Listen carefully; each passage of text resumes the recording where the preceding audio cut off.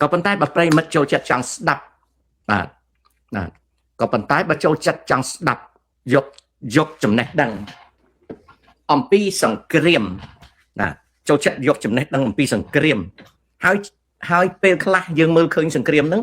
ដូចជាឆ្លាតហើយពេលខ្លះយើងឃើញសង្គ្រាមហ្នឹងដូចជាល្ងងពេលខ្លះយើងឃើញសង្គ្រាមហ្នឹងដូចជាក្លាហានពេលខ្លះយើងឃើញសង្គ្រាមហ្នឹងដូចជាកំសាកញីជួនកាលយើងឃើញសង្គ្រាមហ្នឹងធ្វើឲ្យតឹងចិត្តជួនកាលយើងឃើញសង្គ្រាមហ្នឹងបែកផ្សែងជួនកាលយើងឃើញដូចជាមើកជួនកាលយើងឃើញដូចជាអស្ចារ្យជួនកាលយើងឃើញដូចជាជោគជាំអ្វីដែលយើងឃើញហៅថា perception អ្វីដែលយើងឃើញហៅថា perception គឺការទទួលនៅអារម្មណ៍ដែលអារម្មណ៍នោះវាឆ្លាក់គូវាឡើងដោយចំណេះដឹងរបស់យើងនៅពេលយើងមានចំណេះដឹងកម្រិតណាយើងមាននៅសមត្ថភាពនៃការគិតពិចារណាជំរឿប៉ុន្មានជុំperception នឹងវាកើតឡើងចំពោះយើងហើយយើងនឹងវិនិច្ឆ័យដោយអត្តនោម័តគឺដោយខ្លួនយើងថាអានេះចេះអានោះចោះណាអញ្ចឹងប្រិយមិត្តនៅពេលដែលមើលអំពីអត្ថបទនេះមិនមែនជាអត្ថបទ academic មិនមែនជាអត្ថបទរបៀបសភាចាអត្ថបទរបៀបសិក្សាជាន់ខ្ពស់អត្ថបទរបៀបថ្នាក់រៀនទេជាការនិយាយថែមថយដើម្បីបន្តិចម្ដងឆ្ពោះទៅកាន់ការយល់ដឹងពីសង្គ្រាមដែលកំពុងតែច្បាំងគ្នារវាងទ័ពលោកហ៊ុនសែននិងទ័ពថៃបាទដំបូងខ្ញុំរំលឹកសង្គ្រាមនេះមិនមែនជាសង្គ្រាមឈ្លានពានមិនមែនជាសង្គ្រាមវេទីលេបទឹកដីមិនមែនជាសង្គ្រាមដែលមានគោលដៅហើយនឹងឈ្មោះដូចគេដាក់ទេវាជាសង្គ្រាមដែលគេដាក់ឈ្មោះផ្សេងតែគោលដៅនៃសង្គ្រាមគេច្បាំងផ្សេងវាមាន goal របស់វាដែលជា hidden goal គឺគោលដៅរបស់វាដែលគេលាក់បាំងហើយនឹងវាមាន goal របស់វាដែលជា declare goal គឺការប្រកាសគោលដៅវាផ្សេងតែគោលដៅដែលគេលាក់បាំងវាផ្សេងណាឬគល់នៃសង្គ្រាមការពិតជាឬគល់នៃសង្គ្រាមគេអត់និយាយក៏ប៉ុន្តែគេបង្កើតមូលហេតុនៃសង្គ្រាមដែលមូលហេតុនៃសង្គ្រាមនោះគេផ្លាស់ប្ដូរតាំងពីថ្ងៃទី24ខែកក្កដាឆ្នាំ2025មកទល់ថ្ងៃទី19ខែធ្នូឆ្នាំ2025នេះគឺគេផ្លាស់ប្ដូរដូច្នេះខ្ញុំនឹងនិយាយបន្តិចម្ដងដែលមិនភ្លើតភ្លើនទេហើយចំពោះប្រិយមិត្តដែលចូលដល់កំពូលដែលចង់ឲ្យខ្ញុំនិយាយថាខ្មែរស្អីក៏ល្អស្អីក៏ប្រកែស្អីក៏ក្អូបនៅក្នុងសង្គ្រាមខ្ញុំមិនអាចបំពេញចិត្តបានទេសូមឲ្យបងប្អូនរំលងចោល show នេះបាទ show នេះអត់មានបន្ទោសអត់មានដាក់កំហុសណាអត់បន្ទោសអត់ដាក់កំហុស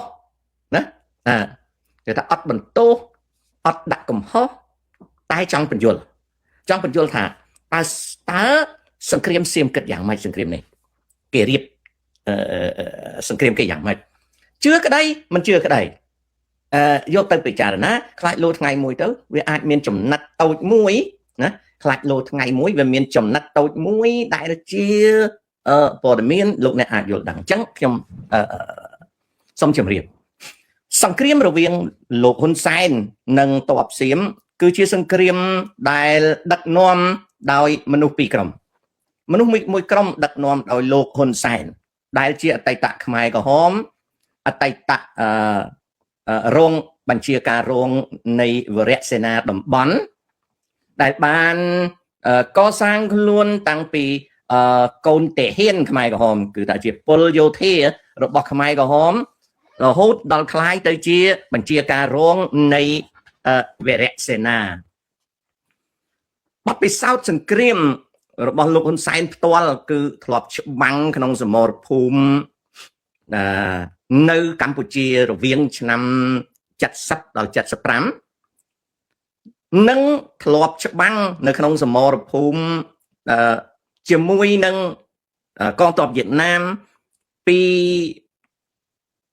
មុនលោកហ៊ុនសែនរត់ចោលជួរខ្មែរក្រហមនៅក្នុង សៀវភៅដែលខ្ញុំ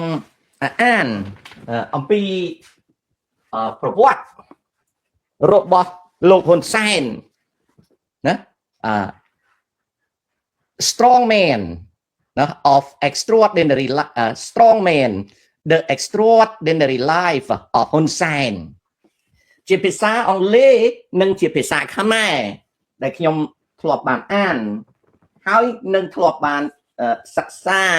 នៅព័ត៌មានដតីខ្ញុំអាចសង្ខេបបានថាលោកហ៊ុនសែនមានបទពិសោធន៍ក្នុងសង្គ្រាមពី70ដល់75ហ្នឹងមួយចំនួនតូច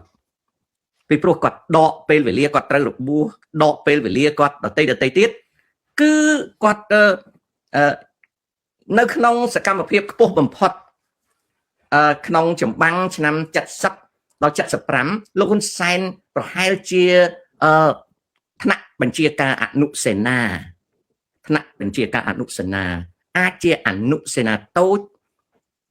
ឬក៏ជាអនុសេនាធំលើសពីហ្នឹងមិនមានទេ background របស់លោកហ៊ុនសែនគឺជា background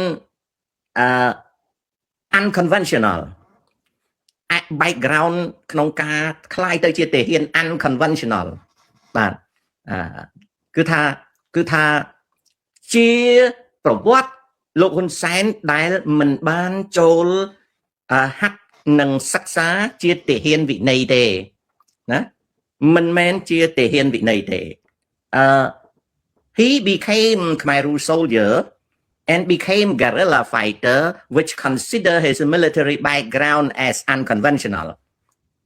វាមិនមែនជាពពួកដែលចូលទាហាននៅក្នុងសាលាវិន័យទេរីឯបទសិក្សាហាត់